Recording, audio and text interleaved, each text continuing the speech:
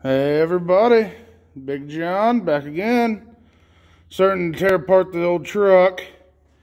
Started with the interior because I really wanted the gauges and the glove box insert and a couple other things out of the interior.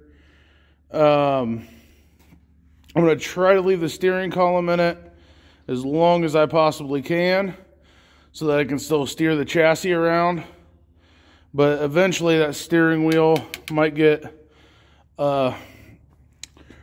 amateur restoration job and get put in Darrell because it has less cracks in it. Darrell's is almost all the way cracked through on both sides right here, right by the column on the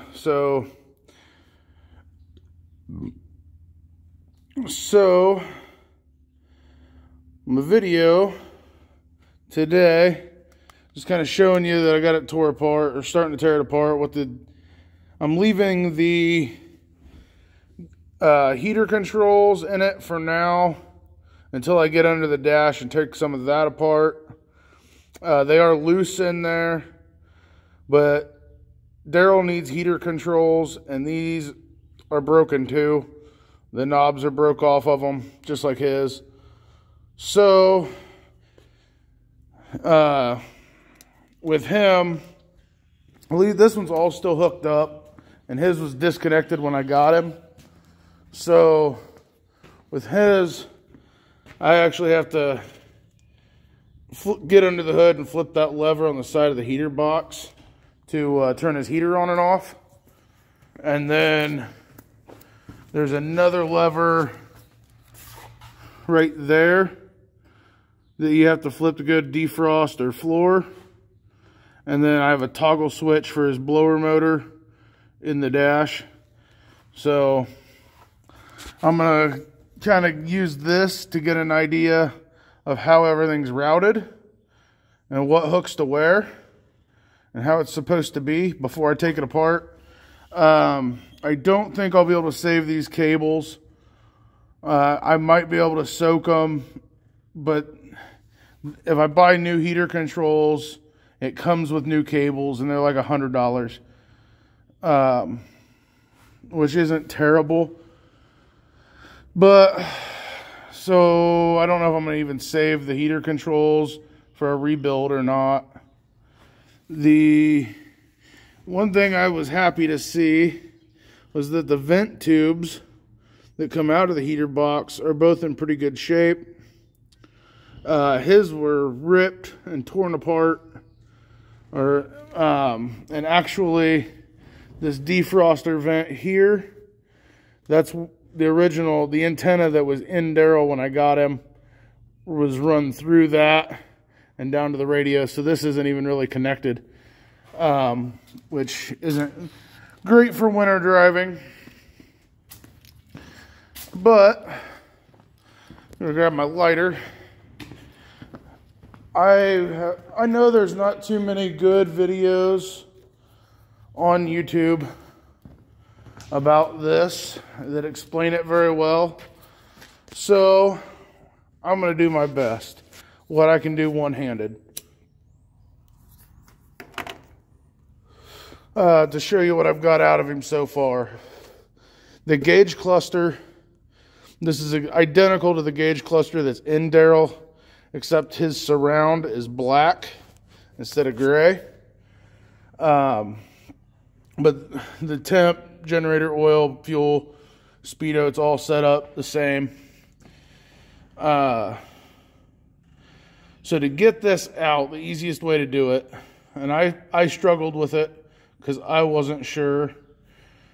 So your choke cable, it actually goes through the dash as well. So you have to take your choke cable out, which is just a matter of unhooking it under the dash and then taking this big nut on the back of the dash loose, or taking it loose under the hood, and then taking this off, and it just pulls out. Not sure about the key switch. I'm sure it would have to come out to take it out. but the key switch was already out of this truck.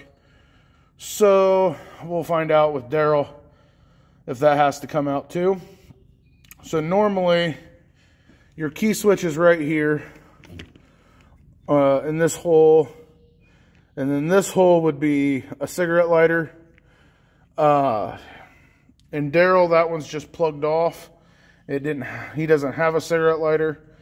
In this truck, it had this big old switch in it with a light in it that I'm pretty sure was to activate the Tommy gate, I believe.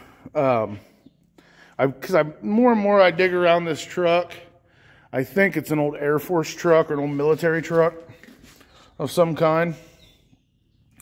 Because it's got some numbers on the cowl and stuff like that, and it's green. So, mainly, I'm thinking that ran the Tommy gate or something else that this truck had originally. Then over here you have your choke, which I already kind of explained, taking that out. And then this is your middle one is your wiper switch, which is real easy to take out if it'll focus on that little set screw right there.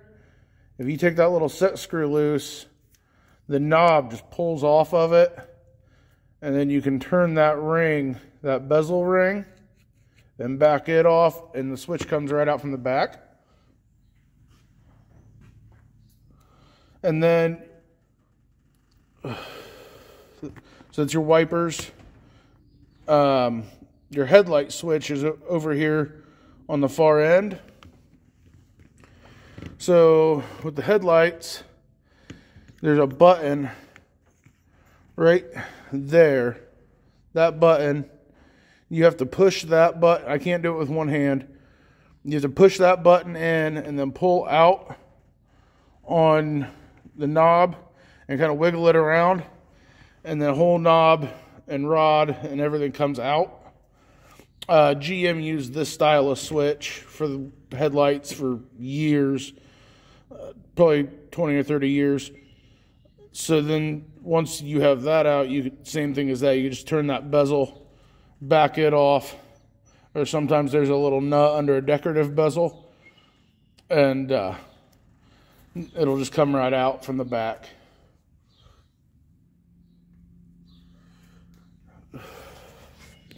So then once you have the switches and the choke cable out,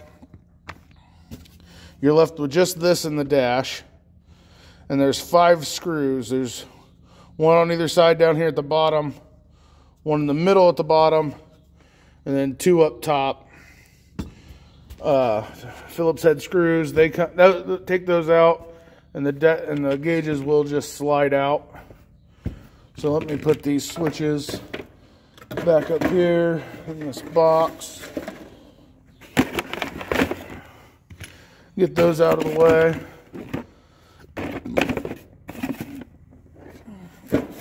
And then on the back of the gauges, your speedo cable, and it shouldn't be real tight. You should be able to get that by hand. And there's just a big nut over the top of this, and just screws off and pulls out.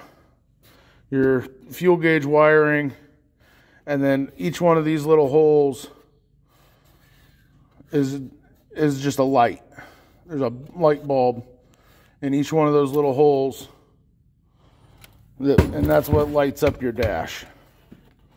Some of them are colored, so you may either have a colored bulb or a colored filament inside to give it the color when it lights up red, or like this will light up green or red. Should. And then these will light up red usually. I plan on cleaning this set up, cleaning this bezel up and polishing that plastic. I'm gonna take it all apart, polish that plastic up, clean this bezel up, and put this in Daryl. It should be a plug and play, just same thing that he's got in him already. And then I'm probably going to put some LEDs in here with some like blue or red lights to light his dash up. So other things that I've taken out is the radio delete plate, which on these trucks, some of them have nuts on the backs. These trucks, you just get a screwdriver under there and pop on it, and it pops right out. Those are kind of hard to find anymore. I have 2 of them now because both of these trucks are radio delete. Daryl does have a CD player in him now. It was put in before I got him. I would have probably left the radio delete in the dash. It just looks cleaner. The ashtray, when you pull it down, if you just push all the way down on this and keep pulling, it pops right out. The gauges were really the hardest thing to take out of the dash. So then the glove box insert, you can see it's starting to crumble. So I wanted to save this because Daryl doesn't have it's just an open space in the dash when you open the glove box. It doesn't have this. When I opened the glove box and I saw this in there, I got ecstatic because you don't see these very often in these old trucks.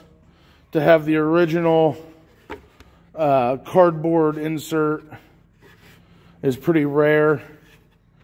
So, but when I took this one out, it started kind of crumbling and falling apart. So I don't know if I'm going to be able to save it or not. But it is almost 60 years old. A piece of cardboard. And then I have the glove box door. It comes off. So to get that insert out, when you drop the glove box, there's 2 screws over here and 2 screws over there. And then this fits up over that insert, this little lip here. And you'll just kind of pull it to one side and pull it out, and it comes right out once you get these screws out. And then there's more screws along the top to take the insert out. But this has to come out for the insert to come out. So as I'm taking all this apart, anything that I don't know what it is, or screws to stuff that I want to keep together, I'm going to put in sandwich bags and label them, or wrap. Sometimes if it's just a couple little screws, I'll wrap it in duct tape and label it. It'll all go in a box, so I know I have all the parts. The glove box latch is real easy to take apart. It's just 1 screw. That little collar comes off the top. The glove box latch pops out. Just put that screw and collar back on so I don't lose it. And this is the latch that goes up on the top of the dash underneath that catches on. And then just some screws here from the glove box and the gauge bezel.